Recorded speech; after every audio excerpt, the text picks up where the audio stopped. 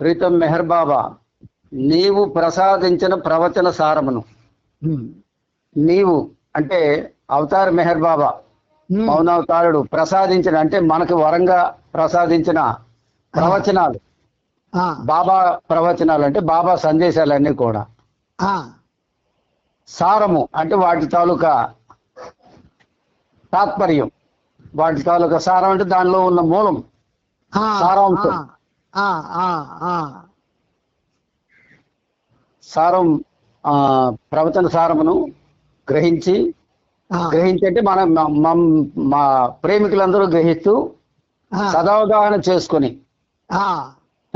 చేసుకుంటే మంచి అవగాహన, అంటే మరి ఆ అవగాహనలో ఇతరత్ర ఏమీ ఉండకూడదు. సదవగాహన చేసుకుని వాటిని మా జీవనంలో ఆపాదించుకొని మన దైనందిన జీవితంలో ఏ బాబా మెసేజ్ అయితే మనం ఏ ప్రవచన చెప్తున్నాం అవి ఆపాదించుకొని ప్రతిదానికి కూడా అదే బాబా తాలూకు ప్రవచనాలను ఆపాదించుకొని ప్రవచన సారణ ఆచరించి ఆపాదించుకొని జీవించినట్ల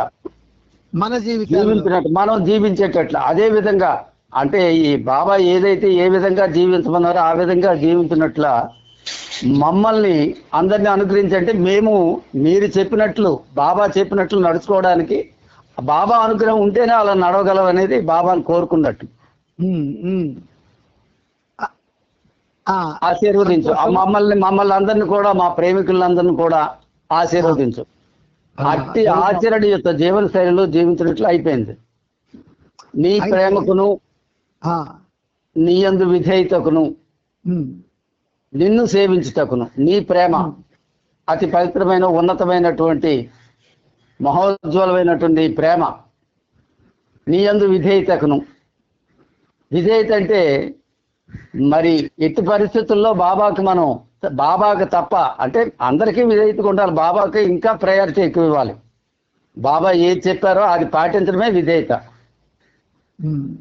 నీ ప్రేమకును నీ యందు విధేయతకును నిన్ను సేవించుటకును, అంటే అదే ప్రేమతో విధేయతో నిన్ను సేవించుటకు మమ్మల్ని అందరినీ అనుగ్రహించు.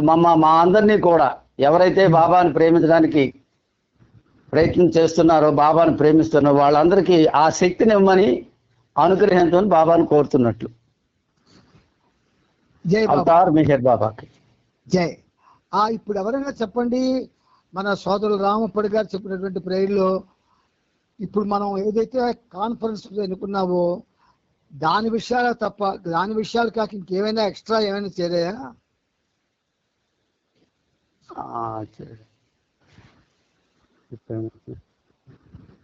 అందరూ విన్నారా?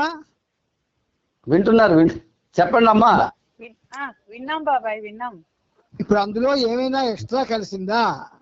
మరొక ప్రార్థన ఏదైనా కలిసిందా చూసారా? అర్థం చెప్పినప్పుడు కలిసింది. ఏది కలిసింది? అది మామూలుగా శ్రీకాకుళం స్కైప్ లో ఒకటి చెప్తుంటారే ఆ ప్రార్థన వచ్చింది. ఆదికి ప్రేమ కలిసిపోయిందా? అవునవును. అపరాధం కాదు గాని మరికొంచెం బద్దలు పెంచాడు ఆయన.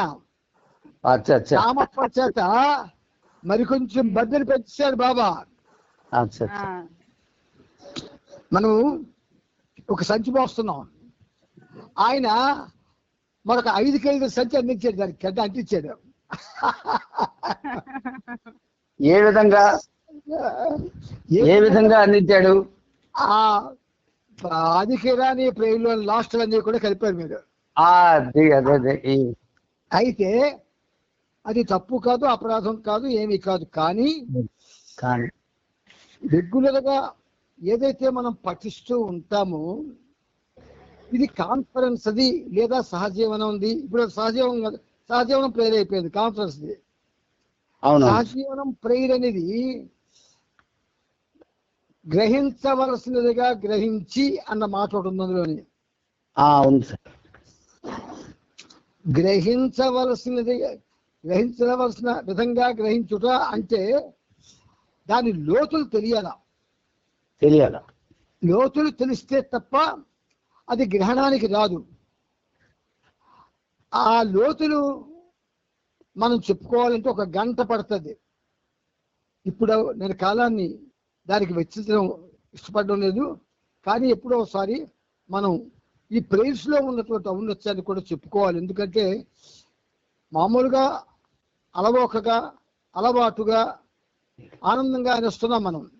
ఈ అలవాటుగా అలవోకగా ఆనందంగా అంటున్నటువంటి ఈ ప్రార్థనల్లో మనందరికీ ఆయన ఏం చెప్తున్నాడు, ఏం చేయమన్నాడు, ఎలా జీవించమన్నాడు, ఏ విధంగా ఉండమన్నాడు అన్నటువంటి ఒక అద్భుతమైనటువంటి ఆదేశిక సూత్రాలు ఉన్నాయి. ఆదేశిక సూత్రాలు అవి మనకి తెలియవలసి ఉన్నది.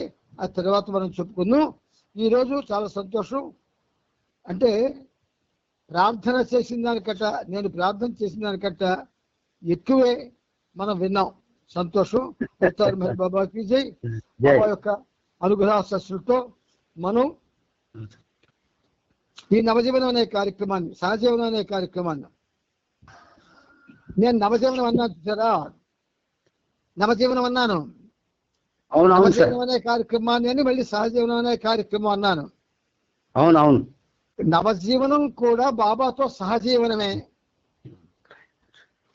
ఏ 16 మంది అయితే నవజీవనంలో బాబా వెనక్కి వెళ్ళారో వాళ్ళందరూ నవజీవనం పేరుతో సహజీవనాన్ని గడిపారు 2 సంవత్సరాలు. అదే సహజీవనం మనం ఒక విధంగా ముందు సహజీవనాన్ని దీన్ని అలవాటు చేసుకుంటూ ఆ సహజీవనంలో ఏదైతే గ్రహించవలసి ఉందో గ్రహించి ఆ తర్వాత ఆచరణలో పెట్టి దాన్ని మనం ప్రీతముడికి సంతోషపడితే ఏమో ఆయన సంతోషపడితే మనకి నవజీవనంలో పెడతాడేమో తెలియదు, అది మనకు తెలియదు. కానీ నవజీవనం అనేది ఒక్కడు కానీ లేదు, కొంతమంది ఒక గ్రూప్ కలిసి కానీ లేదా ఒక సెంటర్లో ఉన్నటువంటి వాళ్ళంతా కలిసి కానీ ఒక్కడు కానీ సింగిల్గా కానీ లేదా గ్రూప్ కానీ లేదా గ్రూప్స్ కానీ ఈ నవజీవనాన్ని సాగించి ఏదైతే దాని ద్వారా వాళ్ళు పొందవలసి ఉందో లబ్ధి అది పొందొచ్చు అని బాబా మనకి నవజీవనం ఆఖరిలో ఆయన ఒక చక్కటి మెసేజ్ ఇచ్చారు ఆయన. అంచేత ఈ నవజీవనంలో ముందు సహజీవనం తెలిస్తే కదా నవజీవనం. సహజీవనం తెలియకుండా నవజీవనానికి వెళ్ళగలుగుతాం, మనం వెళ్ళలేము. కాబట్టి మనం సహజీవనం అంచేత బాబా ముందుగా ప్రారంభింపజేశాడు. ఆయనకి మీ తరపున 1,000,000,000 పాదాభివందనాల్ని సమర్పించుకుంటూ ఇప్పుడు మనం మేలప్రభు చరిత్రం 6వ భాగం పేజీ 2310 అది చెప్పు. ఎక్కడైతే ఆపుకున్నామో మరి కొంచెం ముందుకు వెళదాం. అయితే ఇక్కడ సరిగ్గా 2310 పేజీ ఆఖరి వరకు చదువుకున్నాం. ఆ ఆఖరిది మళ్ళీ రిపీట్ చేస్తారు బాబా. ఏడుచు కుటుంబం నాసికలో ఉండగానే ఒకసారి బాబా వారందరినీ రాహూరి పిలిపించి అక్కడి ఆశ్రమాన్ని చూపి తాను చేసే పనిని వారికి వివరించారు. బాబా మస్తులకు స్నానం చేసే సమయంలో ఏర్పరిచిన మస్తులకు స్నానం చేసే సమయంలో ఏరిసిని తన పక్కనే ఉండమన్నారు. ఏరిసిని ఏం చేశారంటే నా పక్కన ఉండమన్నారు.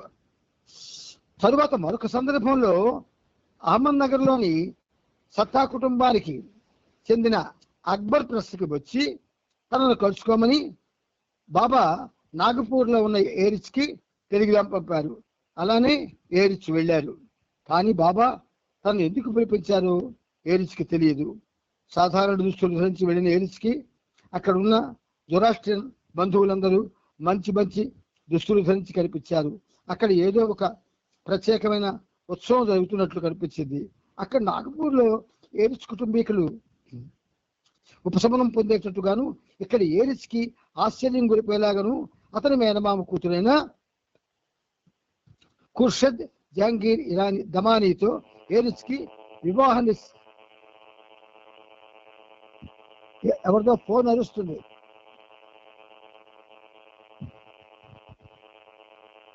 మాయిల ఫకీర్ జై బాబా ఎవరితో చూడండి ఫోన్ అరుస్తుంది.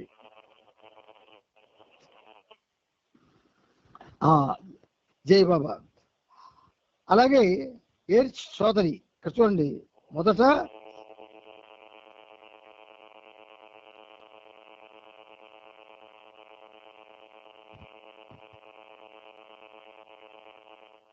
చూడండి, ఆ ఫోన్ ఎవరిదో కొంచెం చూడండి నాన్న.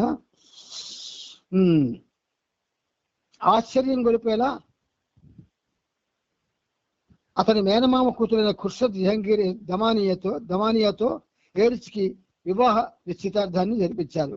బాబా అలాగే ఏర్చ్ సోదరి మెహరూని ఖుర్షద్ సోదరుడు సావక్తో వివాహాన్ని నిశ్చయించారు. ఇక్కడ మీకు ఒక చిన్న విషయం చెప్పాలి. ప్రాపంచిక జీవన విధానంలో కుటుంబాలలో ఏవైతే జరుగుతున్నాయో వాటికి కూడా బాబా ప్రాధాన్యత ఇచ్చారు. లేకపోతే వాళ్ళ నిశ్చితార్థానికి చాలామంది వివాహాలకు కూడా బాబా వెళ్ళారు. అవతార పురుషుడు స్వయంగా ఆ వివాహాలకు వెళ్ళి అక్కడ జరిగేటటువంటి ఆ కార్యక్రమం ఒక విధంగా బ్రాకెట్లో తంతు అనుకోవచ్చు దాన్ని. ఆ తంతులో ఆయన కూడా పార్టిసిపేట్ చేసి పాల్గొని తన యొక్క ప్రేమను కూడా అక్కడ వ్యక్తం చేయడం జరిగింది. ఇది అవతార పురుషుడు కాబట్టి ఆయన చెయ్యొచ్చు, కానీ మనకి చేయడానికి అవకాశం ఉండదు. ఎందుచేత అవతార కార్యక్రమం అంటే ఏంటో మనకు తెలియదు. అసలు అవతారుడు అన్నా కూడా మనకు సరైనటువంటి అర్థం మనకు తెలియదు. అంచేత ఆయన చేసే కార్యక్రమాలు అవి ప్రాపంచికమైనవైనా ఆధ్యాత్మికమైనవైనా వీటి రెండింటికి మించి ఏదో ఒక ప్రత్యేక తరహాలో సాగినవైనా సరే అవి ఆయన చేస్తే దాని అర్థం వేరు, మనం చేస్తే వాటి అర్థం భౌతికంగా చూసిన వాళ్ళు అందులో లీనమైపోయేటట్టు చేస్తుంది. విదేశీయులు కూడా హాజరైన ఆ వేడుక చాలా గొప్పగా జరిగింది. అప్పటికింకా ఏర్చ్కి వివాహం చేసుకోవాలనే ఉద్దేశం ఎంత మాత్రం లేదు. కానీ రెండు కుటుంబాలు కోరుకున్నందువలన పెద్దలందరూ ఏర్పాటు చేసిన శుభకార్యం ఏర్చ్ని అసలైన బంధముక్తుడు చేయడానికే బాబా ఈ బంధంలో ప్రవేశపెట్టారు. బాబా మార్గదర్శకత్వంలో జరిగిన వివాహం అతనికి ఏనాడు బంధనగా ఉండలేదు. అది రహస్యం. ఏది చేసినా బాబా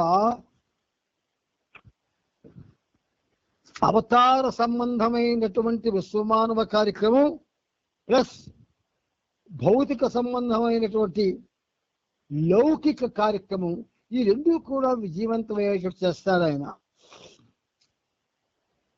ఏర్చ్ అహ్మద్నగర్ నుండి నాసిక్ వెళ్ళాడు. తర్వాత నాగపూర్ చేరుకొని అక్కడ తన చదువు కొనసాగించాడు. రాహూరిలో ఏర్పాటు చేసిన మెహర్ ఉచిత వైద్యశాలలో రోజు సుమారు 200 మంది రోగులు చికిత్స పొందేవారు. అక్కడ డాక్టర్ నీలు బాబా సోదరుడు జాల్ సహాయంతో రోగులకు వైద్య సేవలు అందించేవాడు. డాక్టర్ నీలు జాల్ ఈ పేద ప్రజల్ని బాగా చూసుకునేవారు. ఒక్కోసారి బాబా కూడా వైద్యశాలలో సహాయపడుతుండేవారు. అక్కడికి వచ్చే నిరక్షరాస్యులైన పేద గ్రామీణ ప్రజలను బాబా ప్రేమతో దయతో పలకరించేవారు. నిజానికి బాబా యొక్క ఆ పలుకరింపే వారికి స్వస్థత చేకూర్చేది. ఇది అండర్లైన్ చేసుకోండి. క్రీస్తు జీవితంలో కూడా చాలా మంది రోగులకి ఆయన స్వస్థతని తన స్పర్శతో ఇచ్చాడు. ఇక్కడ బాబా ఏం చేశారు? పలకరింపుతో ఇచ్చారు. స్పర్శకి పలకరింపుకి ఏమిటి తేడా ఏదైనా ఉందా అని కానీ మనం జాగ్రత్తగా ఆలోచిస్తే పలకరింపులో ఆప్యాయత ప్రేమ నిండిపోతాయి. స్పర్శలో దయా కారుణ్యం అపరిమితంగా ఉంటాయి. అంచేత ఇక్కడ బాబా ఏం చేశారు? ప్రాక్టికల్గా పలకరించేవారు. బాబా ప్రాక్టికల్ అవుతారు. క్రీస్తు ఆయన దేవుని కుమారుణ్ణి అని చెప్పుకున్నా he is God in human form, మానవ రూపంలో ఉన్న భగవంతుడు. కాబట్టి ఏం చేశాడైనా స్పర్శతో రోగగ్రస్తులైన వాళ్ళకి ఆయన బాగు చేసేవాడు. వైద్యశాలలో రోగులందరూ బాబా వచ్చే వరకు వేచి ఉండేవారు. ఆయన సన్నిధి వారికి చెప్పలేనంత ఆనందాన్ని కలిగించేది. ఒకరోజు అక్కడికి ఒక నిరుపేద మహిళ వచ్చింది. తలకు పెద్ద గాయమైంది. ఆ గాయం సెప్టిక్ అయి తీవ్రమైన బాధ పెడుతుంది. ఆమె పరిస్థితి ఎంతో వికారం కలిగిస్తూ దుర్భరంగా ఉంది. ఆమె గాయం నిండా పురుగులు చేరి ఉన్నాయి. హజరత్ బాబాజాన్ ఆ చేతి వేళ్లల్లో అలాగే పురుగులు నిండిపోయేవి. భరించలేని బాధతో ఆమె వెలవెల్లాడుతోంది. కొరికిస్తాయి హజరత్ బాబాజాన్ ఆ వేళ్ళని కొరికిస్తాయి పురుగులు. కానీ ఇక్కడ ఒక విధంగా చెప్పాలంటే పురుగులు చేరే ఇంకా హృదయ విదారకంగా మెహర్ బాబా అంటూ గట్టిగా అరుస్తోంది. నేను మెహర్ బాబా దర్శనం చేసుకోవాలి, నేను చనిపోయేలోపు ఆయనను చూడాలి, దయచేసి నా పిలుపు ఆయనకు అందించండి అంటూ రోధిస్తుంది.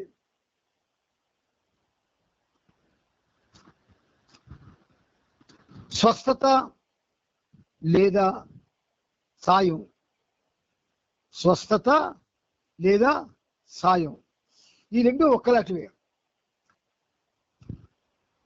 భౌతికంగా మానవుడు ఏ లౌకిక కార్యక్రమాల వల్ల విపరీతమైనటువంటి బాధకు లోనవుతాడు, వాడు సహాయం కోరుకుంటాడు. కానీ రోగం అనేది, అనారోగ్యం అనేది ఆ సంస్కారాలను బట్టి వస్తుంది. కాబట్టి అక్కడ సంస్కారమయంగా సంస్కారాల యొక్క ఒత్తిడితో వచ్చినటువంటి ఆ రోగానికి ఖచ్చితంగా ఆయన యొక్క స్పర్శ అవసరం. అంచేత అరుస్తుంది ఆవిడ.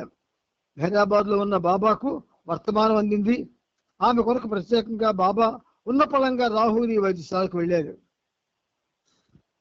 రాహులిలో ఉన్నారు, వెంటనే వెళ్ళారు. బాబా ఆమెను చూడగానే మెల్లగా దగ్గరకు తీసుకున్నారు. మనలో కూడా చాలా మంది పెద్దవాళ్ళు ప్రేమికులు దగ్గరకు తీసుకుంటారు. ఈ దగ్గరకు తీసుకున్నట్టు అనేటువంటి చర్య పబ్లిక్ లో చేస్తే కొంచెం పబ్లిక్ కి మన ప్రేమ గురించి కానీ అవతారుల ప్రేమ గురించి కానీ తెలియదు కనుక పబ్లిక్ లో అటువంటివి కొంచెం ఎబ్బెట్టుగా తీసుకుంటారు. ఎందుకంటే మన ప్రేమ ఏమిటో ఆయన ప్రేమ ఏమిటో వాడికి రెండు తెలియవు. అంచేత ఈ దగ్గరకు తీసుకోవడం అనేది సద్గురువుల స్థాయిలో ఉన్న వాళ్ళే చెయ్యాలి తప్ప ఆ దిగువ స్థాయి వాళ్ళు ఎవరు కూడా దగ్గరకు తీసుకోకూడదు. ఎందువల్ల అది ఆ చర్య అవతారులు చేస్తున్నట్టుగా సద్గురువు చేస్తున్నట్టుగా, అదేమిటి వాళ్ళు చేస్తున్నట్టు పనులు వీళ్ళు కూడా చేస్తున్నారా అన్న క్వశ్చన్ మార్కుని అక్కడ అది తయారు చేస్తుంది. మనకెందుకు అలాంటివి?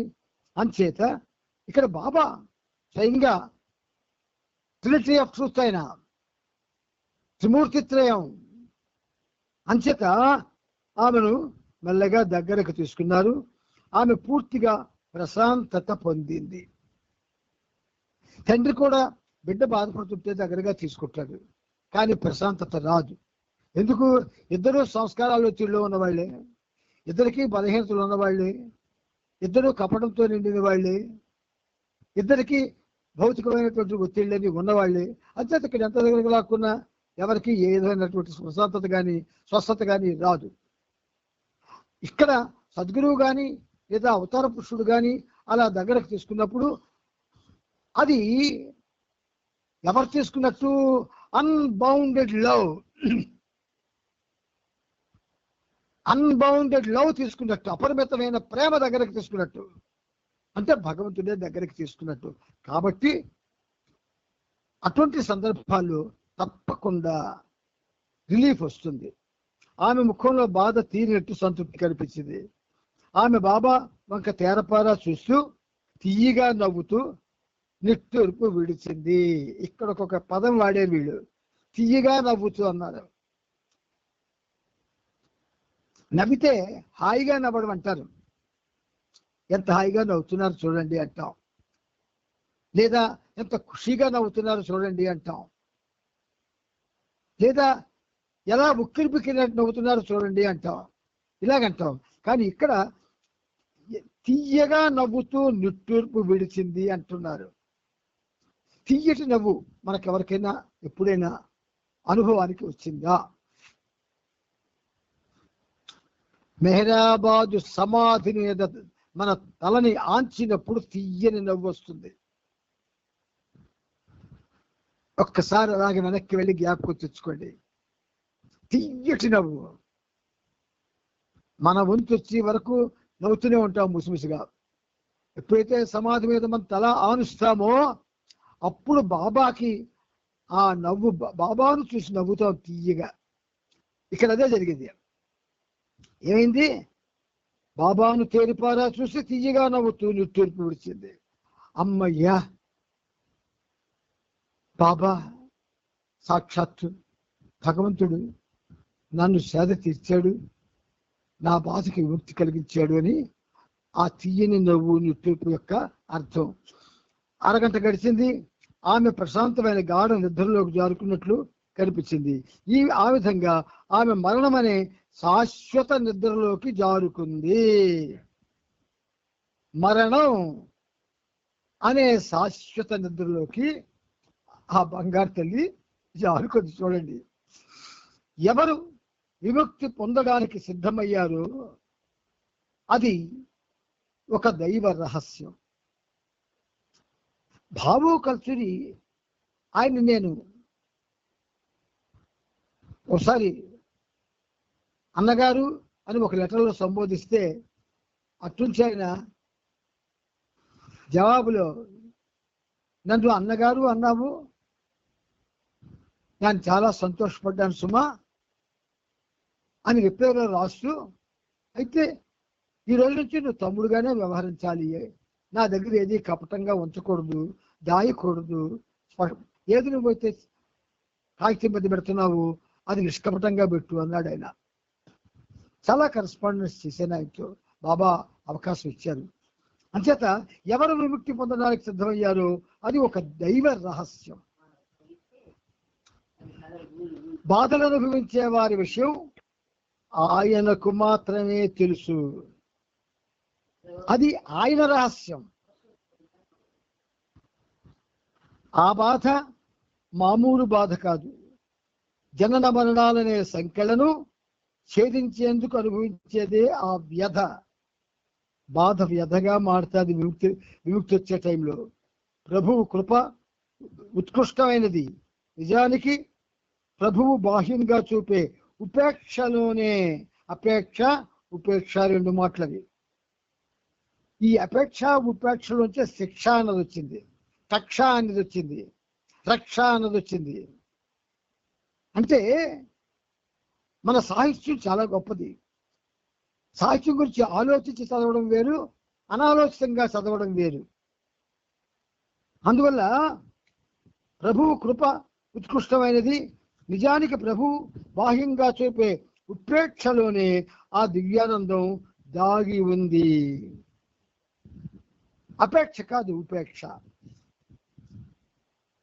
సంసార సాగర వలయంలో తప్పించే అట్టి వ్యక్తులు బాధలన్నింటినీ తొలగించి విముక్తిని కలిగించేది ఆ ప్రభుని మహోన్నత కృప. సాక్షాత్తు దైవీ మానవుని స్పర్శతో ఆ దీనురాలు పునీతమై ముక్తిని పొందింది. ఎంత అదృష్టవంతురాలో చూడండి.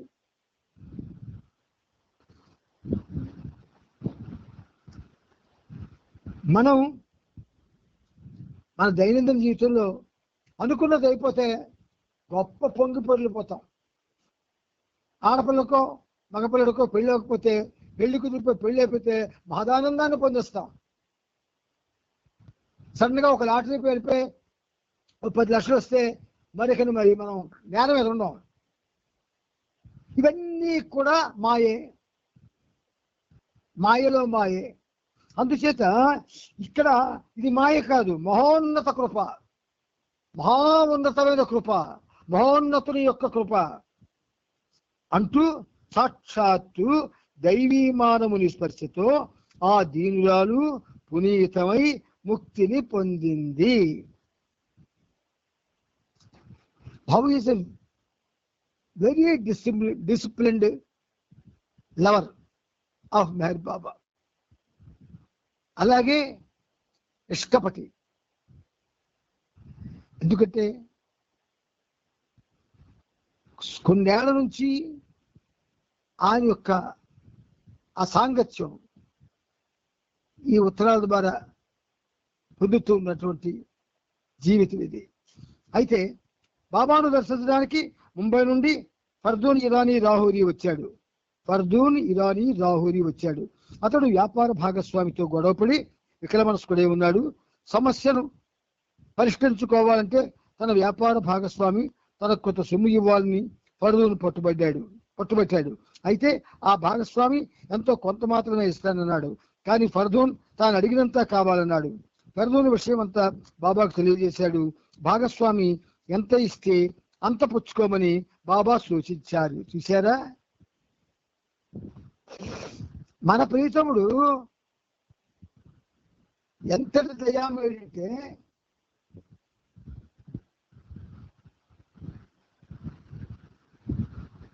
మనం దేన్నైతే ఆశిస్తామో ఆ ఆశించిన దానిలో మనం ఎంతవరకు పొందితే మనకది నష్టం వాటిల్లింపజేయదో వాటిల్లేటట్లు చేయదో అంతవరకు కరుణిస్తాడు. అది మనకు తెలియదు. ఫర్దూన్ ఇరానీ అయితే ఆ భాగస్వామి తనకు కొంత సొమ్ము ఇవ్వాలని ఫర్దూన్ పట్టుబట్టాడు. అయితే ఆ భాగస్వామి ఎంతో కొంత మాత్రం ఇస్తాడన్నాడు. కానీ ఫర్దూన్ తాను అడిగినంత కావాలన్నాడు. ఫర్దూన్ విషయం అంతా బాబాకు తెలియజేశాడు. భాగస్వామి ఎంత ఇస్తే అంత పుచ్చుకోమని బాబా సూచించాడు. ఆ సలహా ఫర్దూన్కి నచ్చలేదు. ఇవ్వవలసిన దానిలో కొంత పైకానికి అంగీకరించకుండా మొత్తం రాబట్టడానికి కోర్టును ఆశ్రయిస్తానన్నాడు. బాబా అటువంటి చిక్కుల్లో పడకు, అలా అయితే నీవు పశ్చాత్తాపడవలసి వస్తుంది అన్నారు. కానీ ముంబై తిరిగి వెళ్ళాక ఫర్దూన్ న్యాయవాదుల సలహా తీసుకొని కోర్టులో కేసు పెట్టాడు. కానీ పాపం అతడు కేసు నెగ్గలేదు సరిగదా. మొదట అతని ప్రత్యర్థి ఇస్తానన్న సొమ్ము కూడా అందుకోలేకపోయాడు. అంతేగాక ప్రత్యర్థి ఖర్చు పెట్టిన కోర్టు ఖర్చులు ఇతడే ఇవ్వాల్సిందిగా ఆదేశిస్తూ జడ్జి న్యాయం చెప్పారు. బాబా సలహాకు వ్యతిరేకంగా వెళ్ళినందువలన కలిగే పరిణామాలు ఎలా ఉంటాయో అనుభవించిన తరువాత అతనికి అప్పుడు అర్థమైంది. తన మూర్ఖత్వానికి నిజంగా పశ్చాత్తాపం చెందాడు. ఒక్కటే చెప్పారు బాబా, నీకు ఏం కావాలో ఏది ఇవ్వాలో నాకు తెలుసు. నువ్వు నన్ను అడక్కు, నేను ఇస్తాను. అది ఎప్పుడు ఇవ్వాలి, ఎలాగివ్వాలి, ఏ సందర్భంలో ఇవ్వాలి ఇవన్నీ నాకు తెలుసు అంటాడు ఆయన. అంచేత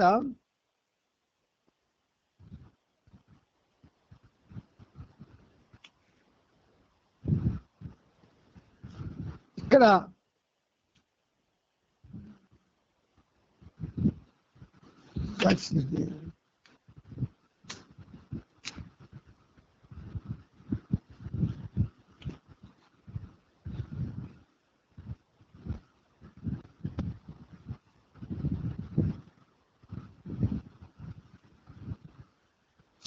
రాహుల్ ఆశ్రమంలో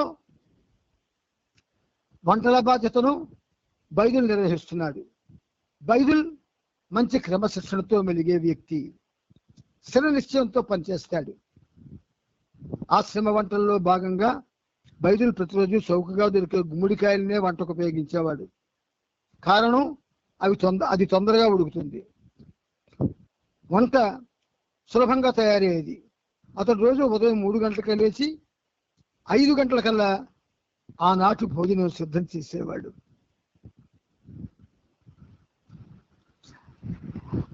ఆ తరువాత అతడు వస్తువులకు పిచ్చివారికి స్నానం చేయించడం, ఆహారం తినిపించడం మొదలైన పనులలో నిమగ్నమయ్యేవాడు. మిగిలిన వారందరూ బైదులు చేసే వంటతో విసిగిపోయారు. ఏమాత్రం రుచి పచి లేని చౌకరకమైన గుమ్మడికాయ కూర రోజు తినలేకపోయేవారు. వారెంతగా ఫిర్యాదు చేసినా వారి మాటలను బైదులు పట్టించుకునేవాడు కాదు. అయినా అతడు వేరే కూరగాయలను వండుతూ గుమ్మడికాయను కూడా కలిపేవాడు. ఇక గని మనసు మాత్రం ఈ రకమైన ఆహారం తినలేకపోయాడు. బైదులకు వెక్కిరిస్తూ బైదుల్ షేక్ తయారీ గుమ్మడికాయ కూర అనే శీర్షికతో ఒక హాస్యభరితమైన గజలు రాసి బాబు అనే వ్యక్తికి ఇచ్చాడు. అతడు ఆశ్రమంలోని వారికి ఉల్లాసపరచడానికి తమాషాగా పాటలు పాడేవాడు. ఆ పాటలు ఇలా ఉంది.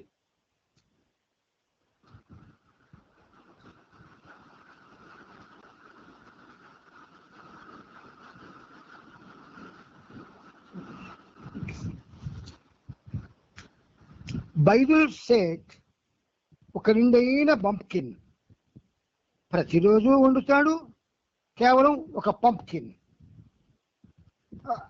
బైదుల్ షేక్ ఒక నిండైన పంప్కిన్ ప్రతిరోజు వండుతాడు, కేవలం ఒక పంప్కిన్.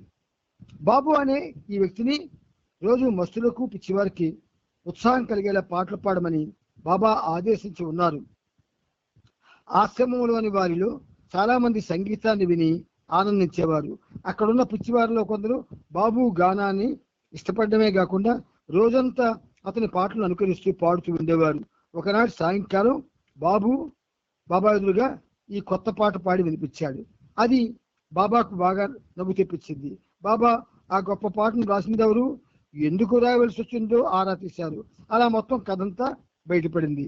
ప్రతిరోజు బైదుల్ గుమ్మడికాయలతో చేసే వంట గురించి గణితాన్ని భరించలేక వ్యంగ్యంగా అతనిపై రాసిన గజల గురించి బాబా విన్నారు. కానీ ఈ రకమైన ధోరణికి కూడా బైదుల్ చెల్లించలేదు. ఇంకా గుమ్మడికాయ రోజు ఏదో ఒక రకంగా వండుతూనే ఉన్నాడు. ఎలాగైతేనేమి బాబా కలుగు చేసుకొని రోజుకో రకమైనటువంటి కూరగాయలు వండమని సలహా ఇచ్చారు. అలా గనీవ్ రాసిన గజలు తమాషాగా గొప్ప పేరును సంపాదించింది. రాహురి గ్రామంలో అది ప్రతి నోటా వినబడేది. మార్చి 12వ తేదీన ఇతరుల మనసుని ఎలా చదవాలో తెలిపే ఒక పుస్తకం గని చదువుతుండగా బాబా చూశారు. అతన్ని ఏడిపించాలనే ఉద్దేశంతో బాబా, ఈ పుస్తకంలోని విషయం నేర్చుకొని ఏం చేస్తావు అని అడిగారు. జపాన్ వెళ్ళి చాలా డబ్బు సంపాదిస్తాను అని గని సమాధానం ఇచ్చాడు. బాబా, నీ ఆలోచన అమోఘంగా ఉంది, కానీ నీకంత స్వార్థం ఎందుకు? నాకు సహాయం చేయాలని ఎప్పుడైనా అనుకున్నావా? ప్రస్తుతం నేను చాలా ఘోరమైన ఆర్థిక ఇబ్బందుల్లో మునిగి ఉన్నాను కదా అన్నారు. వెంటనే గని, మనసులను చదవగలిగే శక్తిని నాకు ఇచ్చినట్లయితే నేను సంపాదించిన దానిలో సగం నీకు ఇస్తాను అన్నాడు. బాబా సరే అంటూ ఒప్పుకున్నారు. అటువంటి శక్తిని సంపాదించాలంటే నీవు సంవత్సర కాలం కేవలం పాలు మాత్రమే తీసుకొని ఉండాలి అన్నారు. ఇది వచ్చిన సంఘటన యాక్చువల్గా లైవ్లీగా విశాఖపట్నంలో జరిగింది. ఒక బాబాలెవరు, బాబా చెప్పినటువంటి సంవత్సర కాలం కేవలం పాలు మాత్రమే అంటే బాగా సంపాదించవచ్చు అని అనుకొని పాపం పాలు మాత్రమే తీసుకొని అంతవరకు బాగా తిన్నవాడు. సన్నగా పాలు తీసుకొని పాలు తప్ప ఇంకేవి తీసుకోకుండా ఒక వారం రోజులు ఉన్నాడు. దాంతో నిరసించిపోయాడు, బయటికి రాలేకపోయాడు. అప్పుడు నగర సంకీర్తనకి వెళ్ళినటువంటి పలవరాజు గారు నేను మేమంతా కూడా వాళ్ళ ఇంటికి వెళ్ళాం. వెళ్తే నిరసించిపోయాడు. అమ్మ ఏమైంది ఇంకైతే నిరసించిపోయాడు? సాధారణంగా నగర సంకీర్తనకు వస్తే మాకు ఎదురుకుండా వచ్చేవాడు, ఇవాళ ఎందుకు రాలేదని మేము అనుకున్నాము, కానీ అది బాగులేకుండా అంటే బాగులేకపోవడం కాదన్నయ్య గారు, ఆ పుస్తకంలో చదివారండి, ఇలా చేస్తే బాగా డబ్బు సంపాదించవచ్చని చదివి అలా చేయడం ప్రారంభించారండి అన్నాడు. అందరం నవ్వుకున్నాం. అంటే ఈ పుస్తకంలో ఉన్నవి అప్పుడు జరిగినవి, బాబా ఉన్నప్పుడు జరిగినవి. ఇప్పుడు బాబా ఉన్నారు, కాకపోతే ఫిజికల్గా లేరు. ఫిజికల్గా జరిగిన దాన్ని ఫిజికల్గా లేనప్పుడు దాని యొక్క ఆ లబ్ధిని పొందాలంటే జరగదు. సరే అందరం కూడా మీకు ఎందుకండి ఈ పని, ఎందుకు ఇలా చేస్తారండి అని చెప్పి చిన్న మెల్లగా ప్రేమతో బంధలిస్తే ఆయన మానుకున్నాడు. అప్పటి నుండి గనీని ప్రొఫెసర్ వు గన్ని అనగా సోమరి అనే పేరుతో కొనసాగారు. ప్రొఫెసర్ వు ఘాన్సీ, ప్రొఫెసర్ వు ఘాన్సీ అనగా సోమరి అనే పేరుతో కొనసాగారు. గని ఉపవాస దీక్షకు అంగీకరించాడు. మార్చి 16వ తేదీ సాయంకాలం రాహురి ఆశ్రమంలో మేర్ మండలి ట్రస్ట్ సమావేశం జరిగింది.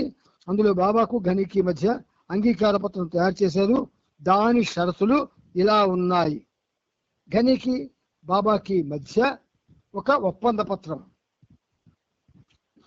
1, 1 సంవత్సరం పాటు గని పాలు త్రాగి ఉండాలి. 1 సంవత్సరం రోజుకి 2 గ్లాసుల పాలు చక్కెరతో కానీ చక్కెర లేకుండా కానీ తీసుకోవచ్చు. 1 గ్లాస్ టీ మరియు ఎంతైనా నీరు తీసుకోవచ్చు. అతను రోజుకి 5 సిగరెట్ల మించి పొగ తాగరాదు. ఇది కొంచెం ఆశ్చర్యపోకండి మీరు. 5 సిగరెట్లకు మించి పొగ తాగవద్దు అని ఎందుకు ఈ రెండో ఆంక్ష పెట్టాడంటే, విపరీతంగా తాగేవాడు ఆయన, అంచేత ఆంక్ష పెట్టారు. అతను ఏ పరిస్థితుల్లోనూ రాహురి ఆశ్రమ కాంపౌండ్ దాటి బయటికి వెళ్ళరాదు. 4, అతడు బాబా పని కొరకు తప్ప వేరే దేని కొరకు డబ్బు అడగరాదు. ఈ ఒప్పందం 1937 ఏప్రిల్ 1వ తేదీ నుండి అమల్లోకి వస్తుంది. 1938 మార్చి 31వ తేదీ వరకు కొనసాగుతుంది. గని కోరిన ఆ ప్రత్యక్ష దర్శనము లేక జ్ఞాన దృష్టి మరియు అప్రత్యక్ష శ్రవణము లేక దూరశ్రవణము అనే 2 వరాలు బాబా ప్రసాదిస్తారని వాగ్దానం చేశారు. అతనిని బాబా ప్రొఫెసర్ వుగాన్సీ పేరున జపాన్ పంపిస్తారు. అంతేగాక గని భగవద్ అనుభూతి పొందే వరకు జపాన్లో బాబా పని చేయడానికి ఆధ్యాత్మికంగా పురోగమించేలా బాబా సహాయపడతారు. ఇది ఒకసారి అండర్లైన్ చేసుకోండి.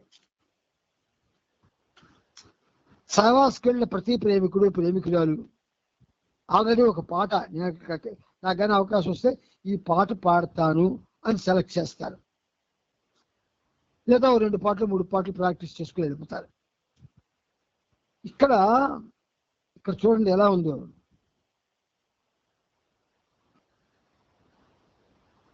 గని భగవదనుభూతి పొందే వరకు జపాన్లో బాబా పని చేయడానికి ఆధ్యాత్మికంగా పురోగమించేలా బాబా సహాయపడతాడు.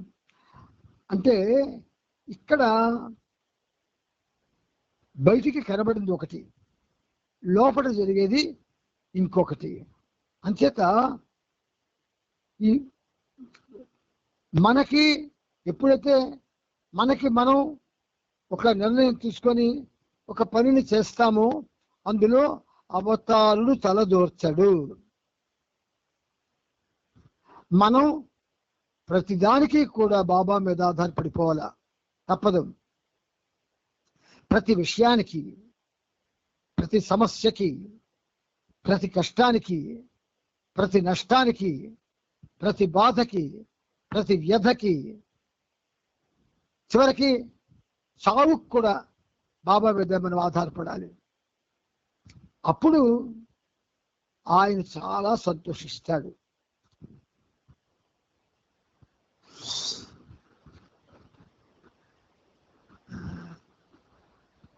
సోదరుడు జాల్ అతన్ని మరింత ఏడిపించాలని మాకందరికీ ఆ డాక్టర్ గారి భోజన ప్రయత్నం గురించి బాగా తెలుసు.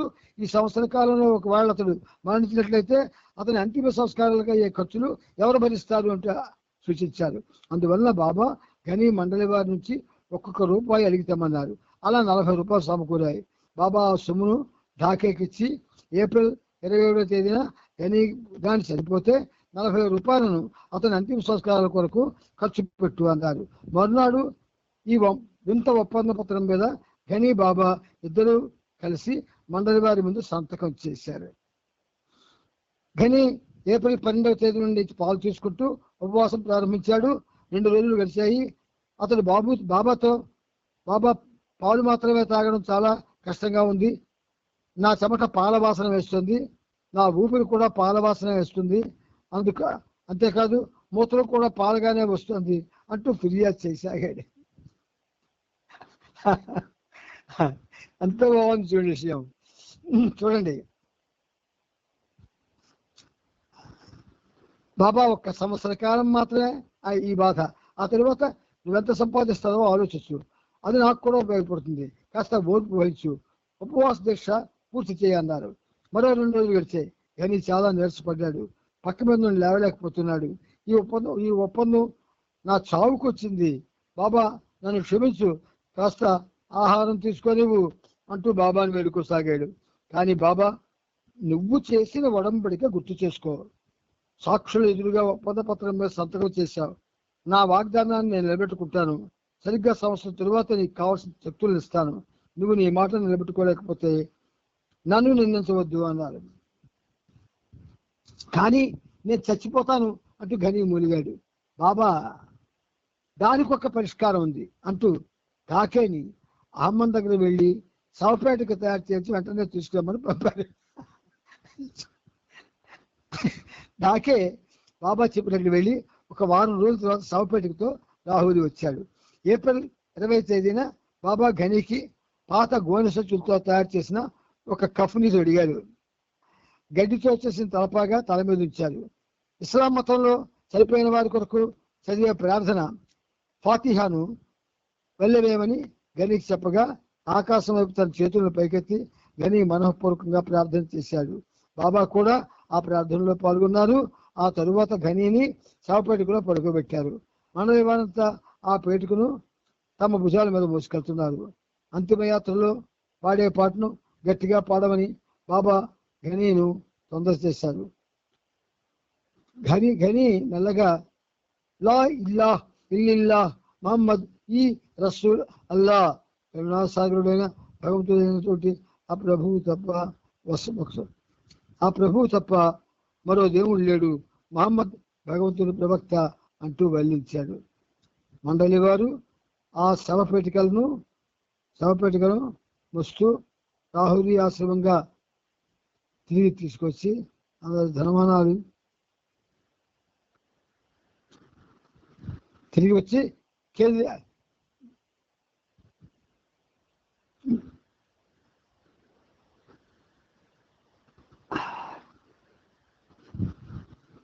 మండలి వారు శవపేటికను మోస్తూ రాహురీ ఆశ్రమం అంతా తిరిగి తీసుకొచ్చి కిందికి తెచ్చారు. అప్పుడు బాబా ఇంతకుముందు విధి లిఖించినట్లుగా ఘనీ ఇంకా మరణించడు అని ప్రకటించారు. బాబా ఎంత చెప్పినా వినకుండా ఘనీ తన ఉపవాసాన్ని 6 రోజుల్లోనే విరమించాడు. అప్పుడు బాబా, ఇక నేనేం చేయను, నేను నీకు శక్తులు ఇస్తానని ప్రాణాలతో ఉంచుతానని వాగ్దానం చేశాను. కానీ నీ మాట నీవే నిలబెట్టుకోనప్పుడు ఇక చేసేదేముంది, బాగా డబ్బు సంపాదించి పెట్టుంటే నాకు దానిలో సగం వచ్చేది కదా అని సంతోషించాను. ఆ కారణంగానే నీకు సహాయం చేశాను అన్నారు. కానీ ఇంకా చాలు బాబా అంటూ మొరపెట్టుకొని, నీవు నాకు నిజంగా సహాయపడినట్లయితే ఇన్నాళ్ళు ఇంత దుర్భరంగా గడిపేవాడిన, వాస్తవానికి నేను మృత్యుముఖం వరకు వెళ్ళాను కదా అన్నాడు. బాబా నమ్మలేనట్టుగా ముఖం పెట్టి, ఏం మాట్లాడుతున్నావు, నేను నీకు సహాయం చేస్తూనే ఉన్నాను కదా అన్నారు. బాబా, ఇటువంటి విషయాల్లో నువ్వెప్పుడు సహాయం చేయవని నాకు ఇప్పుడు అర్థమైంది. పరిపూర్ణుడైన భగవంతుడు నువ్వు, అంతేకాదు మహామహా చతురుణ్ణి, నీ వంటి భగవంతుడిని నన్ను ఆ భగవంతుడిని రక్షించాలి అన్నాడు ఘనీ.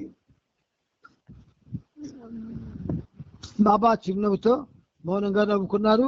ఘనీని ఆలింగనం చేసుకొని, విచారించుకో, నేను ఎల్లప్పుడూ నీతో ఉంటాను, ప్రొఫెసర్ బుఘాన్సీ, నువ్వు నాకు చాలా ప్రియమైన వాడివి అన్నారు. ప్రభువు హాస్యం ఇలా ఉంటుంది. ఇదంతా తమాషాగా కనిపించిన అందులో లోతైన అర్థం, పరమార్థం ఉంటుంది. ఒక గ్లాసు గొప్ప గుణపాఠం తెరకెక్కుతుంది. కాలిఫోర్నియాలోని ఓషియానా ప్రాంతానికి చెందిన సామ్ కోహెన్ కాంటే వద్ద ఓడరేవులో బయలుదేరిన ఏప్రిల్ 20వ తేదీలో ముంబై దిగాడు. ఛాంజీ అతన్ని కలుసుకొని ఆ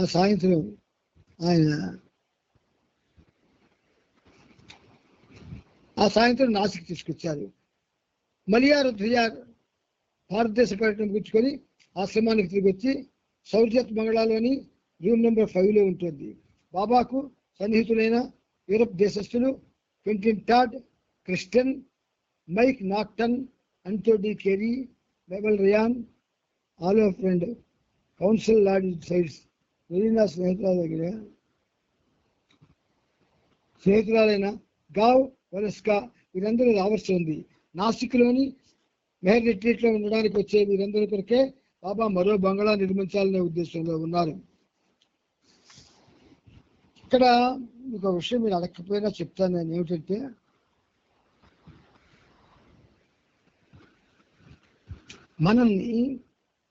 మనం సామాన్యమైనటువంటి కార్యకర్తలని, మన పరిధి చాలా పరిమితం. కానీ బాబా విశ్వమానవ కార్యక్రమాన్ని తన యొక్క ఎవరైతే ఆశ్రితులు తన దగ్గర ఉన్నారో వాళ్లతో నవజీవనాన్ని, సహజీవనాన్ని, ప్రత్యేకమైన జీవనాలని ఇవన్నీ ఆయన గడిపాడు. ఆయన ఈ గడపడంలో వాళ్ళ యొక్క ఆ ప్రవర్తన, ఆలోచన సరళి, నిజాయితీ, వ్యామోహరహితమైనటువంటి జీవన సరళి ఇవన్నీ ఆయన వాళ్ళకి కంటి చూపుతో ఇచ్చాడు. ఆయన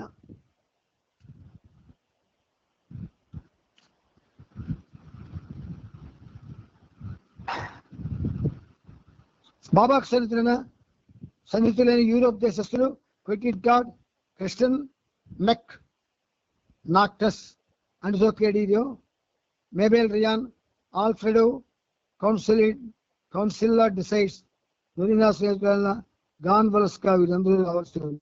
నాసిక్లో సుమారు రిట్రీట్లో ఉండడానికి వచ్చే వీరందరూ కొరకే బాబా మరో బంగాళాన్ని నిర్మించాలని ఉద్దేశంలో ఉన్నారు. ప్రతి 2 వారాలకు ఒకసారి పాశ్చాత్యులందరూ హైదరాబాద్ వచ్చి పెడుతున్నారు. ఎండలో ప్రయాణం చేయకుండా అర్ధరాత్రి బయలుదేరి మళ్ళీ ఆ రాత్రికే తిరిగి వచ్చేవారు. ఒకసారి రానో మార్గరెట్ మరొకరు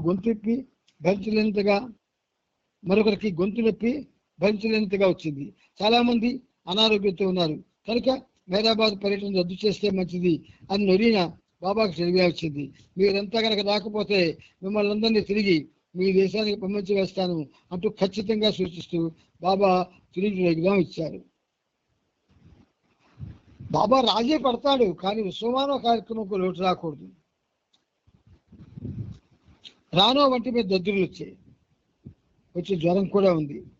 డాక్టర్ ఆమెను విశ్రాంతి తీసుకోమని, కానీ బాబా పిలిస్తే నేను వెళ్ళాలి అంటూ ఆమె కూడా హైదరాబాద్ బయలుదేరింది.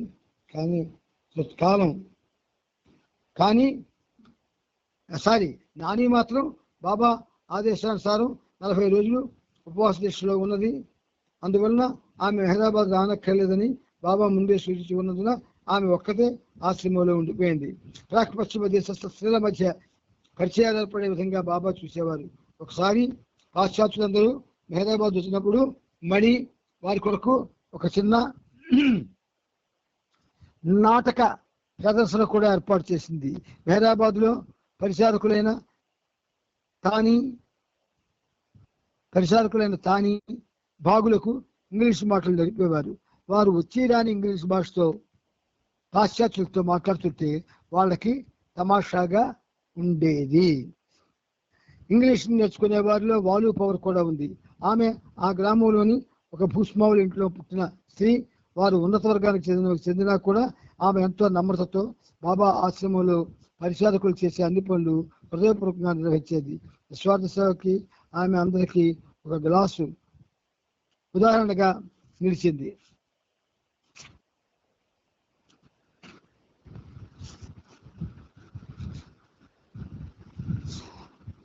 మొదటిసారి మెహరా ఆమెను చూసినప్పుడు ఆమె మెడ నిండా నగలు, చేతుల నిండా బంగారు గాజులు ధరించి ఉండేది. కానీ క్రమంగా ఆమె మండల శ్రేలతో కలిసి జీవితంలో మొదలుపెట్టినట్టు నుండి ఆమె తన సంపదలను త్యజించి బాబా దగ్గర ఉంటూ ఆయనకు సేవ చేయడానికే జీవితాన్ని అర్పించింది. సాధారణంగా మనం బాబా సేవ గురించి ఒక్క క్షణం కూడా ఆలోచించే అవకాశం మనకు బాబా ఇవ్వలేదు. అందువల్లే మనది రొటీన్ లైఫ్. కానీ పాశ్చాత్యులది రొటీన్ లైఫ్ కాదు. ఇక్కడ వీళ్ళు బాబాతో గడిపేటటువంటి జీవితం చాలా ఉన్నతమైనది. ఆ ఉన్నతమైనటువంటి ఆ జీవితాన్ని వాళ్ళు మరింత ఉన్నతంగా మలుచుకోవడానికి బాబా మాటల్ని శిరోధార్యంగా తీసుకొని ఆయన మాటల్లో ఉన్న ఆదేశాలని తెలుసుకొని దానికి అనుగుణంగా వాళ్ళ జీవితాలను సాగించేవారు.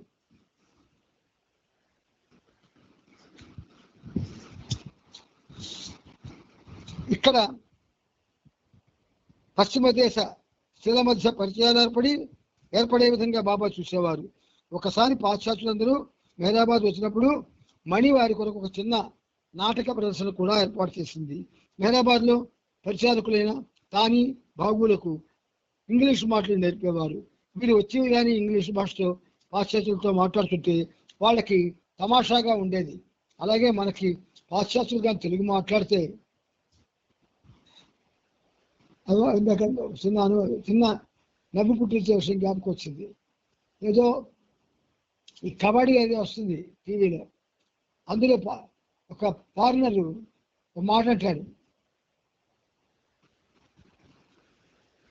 మాతో పెట్టుకోకు అంటాడు. ఇది మా మనవాడు పట్టించాడు. మాతో పెట్టుకోకు అంటుంటాడు వాడు. అంటే ఒక విధంగా మనం అనుకరిస్తాం, వాళ్ళు అనుసరిస్తారు. The difference between Indians is మనం అనుకరిస్తాం, వాళ్ళు అనుసరిస్తారు. అండర్లైన్ చేసుకోండి మైండ్లో. ఇంగ్లీష్ నేర్చుకునే వారిలో వాల్యూ పవర్ కూడా ఉంది. ఆమె ఆ గ్రామంలోని ఒక భూస్వాముల ఇంట్లో పుట్టిన స్త్రీ. వారు ఉన్నత వర్గానికి చెందినా కూడా ఆమె ఎంతో నమ్మకంతో బాబా ఆశ్రమంలో పరిచారకులు చేసే అన్ని పనులు హృదయపూర్వకంగా నిర్వహించేది. నిస్వార్థ సేవకి ఆమె అందరికీ ఒక గొప్ప ఉదాహరణగా నిలిచింది. మొదటిసారి మెహరా ఆమెను చూసినప్పుడు ఆమె మెడ నిండా నగలు, చేతుల నిండా బంగారం గాజులు ధరించి ఉండేది. కానీ క్రమంగా ఆమె మండల స్త్రీలతో కలిసి జీవించడం మొదలుపెట్టిన దాటి నుండి ఆమె తన సంపదలను త్యజించి బాబా దగ్గర ఉంటూ ఆయనకు సేవ చేయడానికి జీవితాన్ని అర్పించింది. ఇక్కడ మనం అటువంటి పరిస్థితికి రాలేము, రాబోము కూడా. ఎందుకంటే మనలో తెగింపు లేదు, నిష్కపటం లేదు, నిజాయితీ లేదు, నిర్మలత్వం లేదు, అహంకారం ఎక్కువ. ఇవన్నీ ఉన్న మనం వాళ్ళలాగా త్యాగాలు చేయలేము. అందుచేత మనకి బాబా ఏం చేశాడు, కరెక్ట్గా మనకి సూట్ అయిన మార్గం వాడు చెప్పాడు. ఏమిటిది? మీరు నా ఆదేశాలు చదవండి, కానీ పట్టించుకోకండి. మీ జీవితాన్ని ఆదేశాలకు అనుగుణంగా మలుచుకోవాల్సిన అవసరం లేదు. మీ ఇష్టం వచ్చినట్లు ఉండండి. మీరు ఎలా ఉన్నా నేను మీతో ఉంటాను అన్నట్లుగా ఆయన మనకి కేర్ ఫ్రీ చేశాడు. ఆయన ఈ కేర్ ఫ్రీ చేసినందువల్ల మనలో ఏ చిన్నపాటి పరివర్తన కానీ లేదా చిన్న ఉన్నతమైనటువంటి పరిస్థితి కానీ మనకి రాలేదు. వస్తుందా అంటే వస్తుంది ఒకలాగా. ఇప్పుడు ఈ సహజీవనంలో ఇది స్టార్ట్ అయ్యి ఎన్నాడైందో నాకైతే జ్ఞాపకం లేదు, కానీ ఇది ప్రారంభించి ఒక సంవత్సరం కానీ పూర్తిగానే అయితే అప్పుడు ఈ సహజీవనంలో ఉన్నవాళ్ళంతా కూడా ఒక వేదిక మీద కలుసుకుందాం. ఆ వేదిక మీద మనం మన అనుభవాల్ని గుండెల్లో పంచుకొని, ఆ పంచుకునే సమయంలో బాబా ఎవరికి ఎలాంటి ఆలోచన వచ్చినా ఆ ఆలోచనని రాసి ఒక పుస్తకంలో, అలా ఎన్ని ఆలోచనలు వస్తే అన్ని ఆలోచనలు రాసుకొని ఒకటి తర్వాత ఒకటి మన సహజీవన పరివారం అంతా కూడా అవి ఆచరణలో పెట్టడానికి ప్రయత్నం చేద్దాం. దానికి అదో పెద్ద గొప్ప విషయం కాదు, కానీ గొప్ప విషయమే. ఇది ఎప్పటికి సంవత్సరం అవుతుందో మన సహజీవనం ప్రారంభించి, ఆ సంవత్సరం నాకైతే జ్ఞాపకం ఏది ఉండదు, అది ఎవరో ఒకరు జ్ఞాపకొచ్చుకొని అది నాకు తెలియజేస్తే ముందుగా ఒక నెల ముందుగా మనందరం కూడా ఒక వేదిక మీద కలుసుకుందాం. ఆ వేదిక బాబాయ్ నిర్ణయిస్తారు. అక్కడికి మనం మాత్రమే వెళ్తాం, మనతో మరి ఎవరిని తీసుకెళ్ళాం. అప్పుడు మనం అక్కడ బాబా సమక్షంలో ఆయన పాదాల దగ్గర ఏవైతే నిర్ణయాలు తీసుకుంటామో వాటికి అనుగుణంగా జీవితాన్ని మన ఇళ్లలో గడుపుతాం. అంతే. అది సహజీవన క్రమంలో మన యొక్క పురోగమనం అవుతుంది. అది మీరు జ్ఞాపకొచ్చుకొని, నేను మర్చిపోతాను మీకు చెప్పిన విషయాన్ని, మీరెవరో జ్ఞాపకొచ్చుకోండి, నాకు ఆ విషయం చెప్పండి. సంవత్సరం ఎప్పుడు అవుతుందో ముందుగా దయచేసి ఎవరికైనా జ్ఞాపకుంటే ఎప్పుడు స్టార్ట్ చేసాము, ఎప్పటికి సంవత్సరం అవుతుంది అన్న విషయం మీరు లెక్క కట్టి నాకు చెప్తే దానికి ఒక 15 days ముందు నుంచి మనందరం కూడా ఎక్కడ కలుసుకోవాలి, ఎలా కలుసుకోవాలి అన్నది, ఏ వేదిక మీద కలుసుకోవాలి అన్నది మనం జాగ్రత్తగా ప్లాన్ చేసుకుందాం. అవతార్ మెహర్ బాబా కీ జై, అవతార్ మెహర్ బాబా కీ జై, అవతార్ మెహర్ బాబా కీ జై. మరొక 2 నిమిషాలు టైం ఉంది మనకి. ఈ 2 నిమిషాల టైంలో మనం రోజు ఒక సేయింగ్ చెప్పుకునేవాళ్ళని. ఈ 2 నిమిషాల కాలాన్ని ఆ విధంగా సద్వినియోగం చేసుకోవడానికి మనం ప్రయత్నం చేద్దాం. ఇందులో ఇక్కడ చూడండి బాబా ఏమంటున్నారు. The greatest law of God, the greatest law of God is love. భగవంతుని యొక్క మహోన్నతమైనటువంటి చట్టం ఏంటి అంటే ప్రేమ. అది which holds the key to all problems. అన్ని సమస్యలకి ఏ తాళం చెవి అయితే అవసరమో ఆ చెవి ఈ ప్రేమ దగ్గర ఉంది. అంచేత భగవంతుని యొక్క ఆ ప్రేమ చట్ట పరిధిలో మన జీవితాలు సాగాలని ఈ సహజీవనం మనకి నిర్దేశించబడిందేమో అని అనిపిస్తూ ఉంటుంది. తప్పకుండా మనం కొంచెం ప్రయత్నం చేద్దాం. మీ అందరూ నాకు సహకరిస్తే మనం, అంటే ఇంత లాంగ్ గ్యాప్ ఎందుకు పెట్టానంటే 1 year అయితే తప్ప, 1 year సహజీవనం జరిగితే తప్ప మనలో సహనం, ఓర్పు, పట్టుదల, ఓర్మి ఇవన్నీ కూడా మనకి రావు. ఇవన్నీ సహజీవనం జరిగితే అప్పుడు మనం, నాకు మీరు జ్ఞాపకం చేస్తే ఎవరైనా జ్ఞాపకం ఉన్నవాళ్ళు, మనం ఎప్పుడు స్టార్ట్ చేసామో సహజీవనం ఆ డేట్కి కరెక్ట్గా మనం కలుసుకోవడానికి ప్రయత్నం చేద్దాము. బాబా సేయింగ్ విన్నారు, అందరికీ జై బాబా. మరొక విషయం ఏంటంటే, ఈ టైం మెయింటెనెన్స్ మనం ఎందుకు చేస్తున్నామంటే ఎవరు కూడా సహనం కోల్పోకుండా ఉండాలని. ఇప్పుడు మనం ఇందులో చదువుకునే మెసేజ్ 5వది. అవతార్ మెహర్ బాబా కీ జై, అవతార్ మెహర్ బాబా కీ జై, అవతార్ మెహర్ బాబా కీ జై. మెహర్ బాబా కీ జై. అందరికీ జై బాబా. అవతార్ మెహర్ బాబా కీ జై. అందరికీ జై బాబా. అందరికీ జై మెహర్ బాబా. అవతార్ మెహర్ బాబా కీ జై. అందరికీ జై బాబా. జై బాబా.